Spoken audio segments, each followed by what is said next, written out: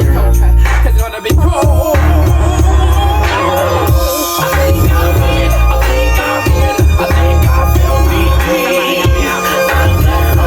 I'm that funk, niggas on the free. It's just the way I express my soul so far.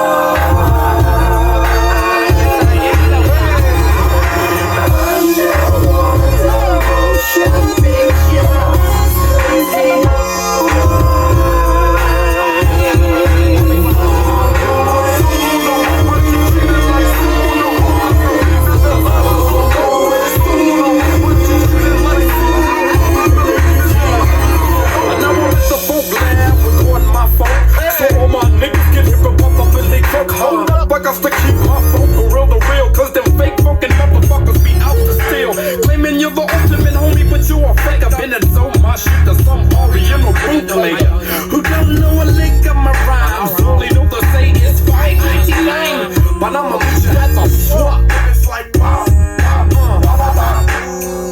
and you can catch a blast. I have to play like Inspector 12 and checks that ass, cause they don't say funk till I say they say funk. Man, shout out, man. Listen, man, they don't make it like that no more, man. Shout out to my bro Cocaine, man. What's up, bro?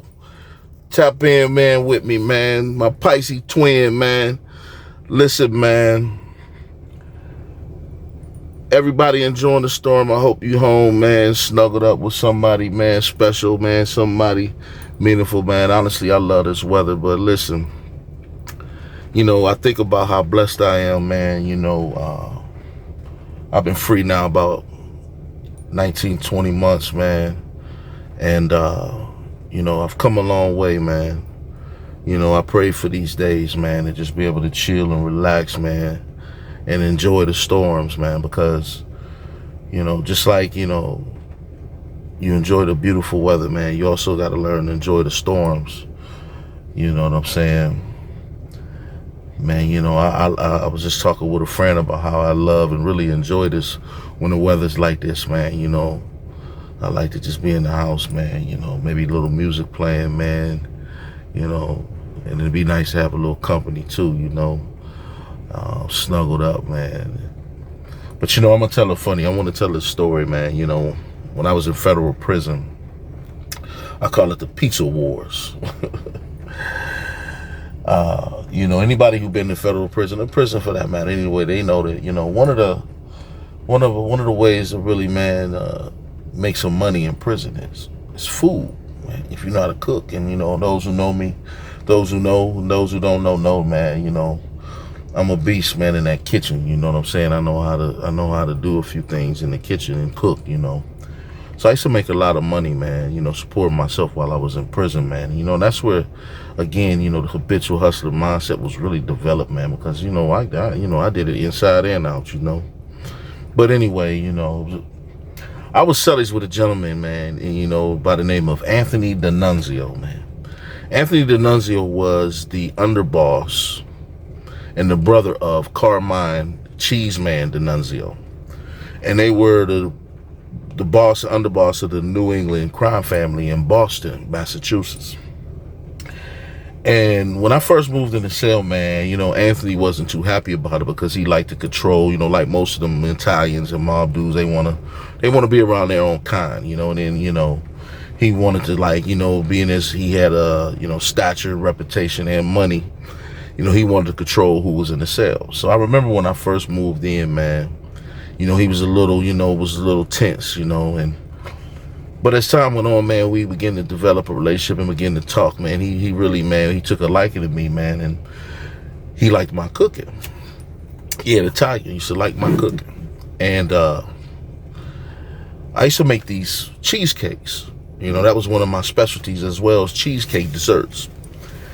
And I used to make these big cheesecakes, man, that you can, you know, I used to take the cardboard and make these big sheet cheesecakes, man.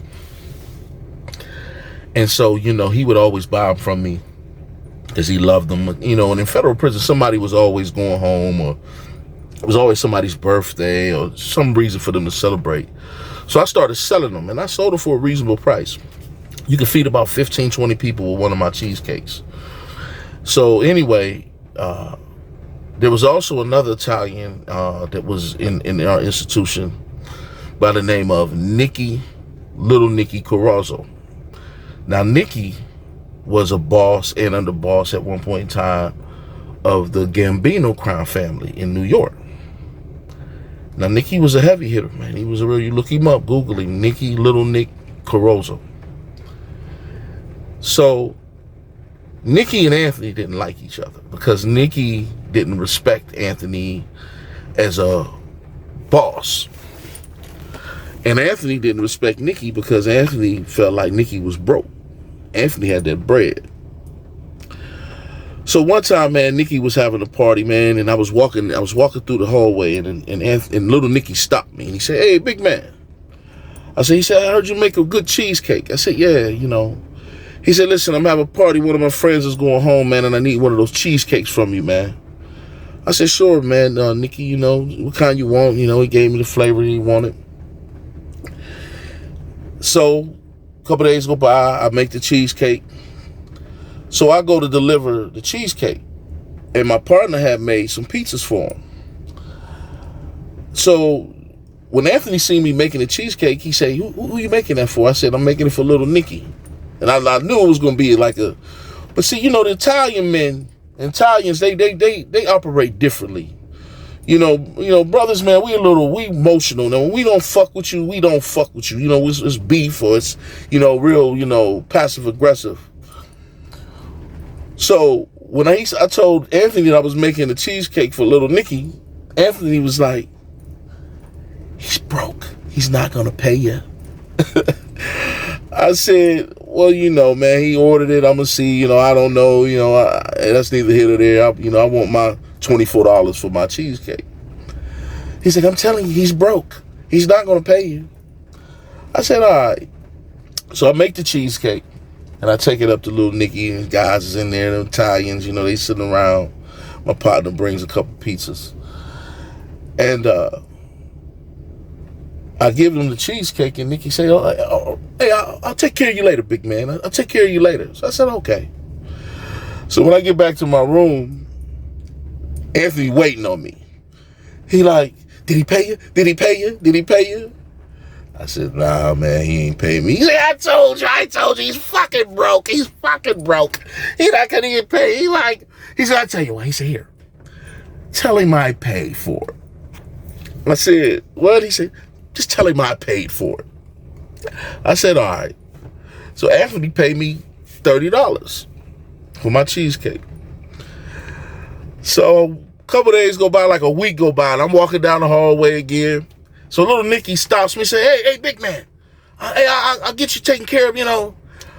I said, "No, don't worry about it." I said, "Anthony took care of it." He's like, "What?" I said, "Anthony took care of it. Don't worry about it."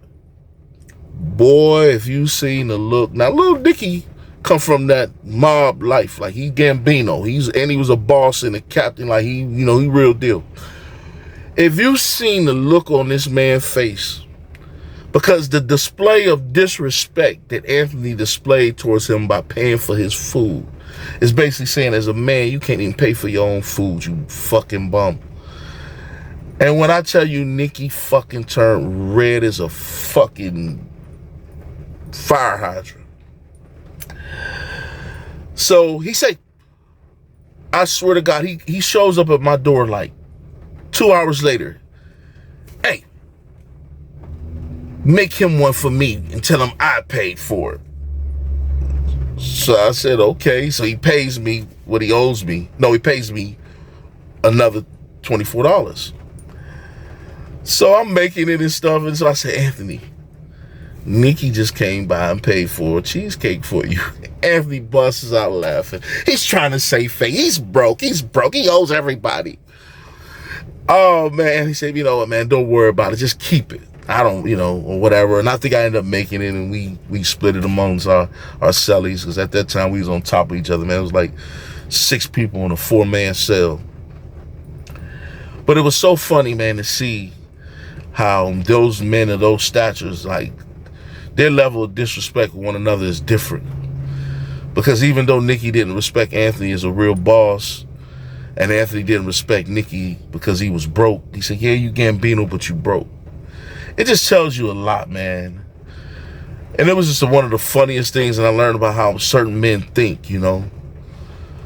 And, you know, it's one of those experiences, man, that I had in federal prison, man. Check them out, man. Little Nicki Carrazzo and Anthony D'Annunzio, man. 2 mafia bosses.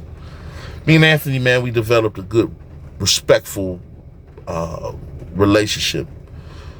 You know, we had some political views that, you know, we used to talk and have some deep, and he used to tell me his old mob stories, and, you know, we would chop it up, man. And when I tell you, man, this dude, it was amazing how dudes used to literally come in our cell and kiss this man's ring, make his bed, he didn't have to, if he wanted somebody to wipe his ass, they'd have wiped his ass. It was amazing, man. Them Boston dudes, them other Italians, boy, they used to kiss his ass, boy, because he had money. Nicki, he had his crew, he had his guys that was loyal to him, but you know, you seen the difference, man, in the treatment. But that's one of my stories, man, for federal prison, man. Hood politics, man. It's your boy Black Terry, man. Listen, I got more to come, man. I'm going to tell y'all about my experience, man, when I was locked up with Jacob the Jeweler when he came into the feds. Funny motherfucker. All right, peace.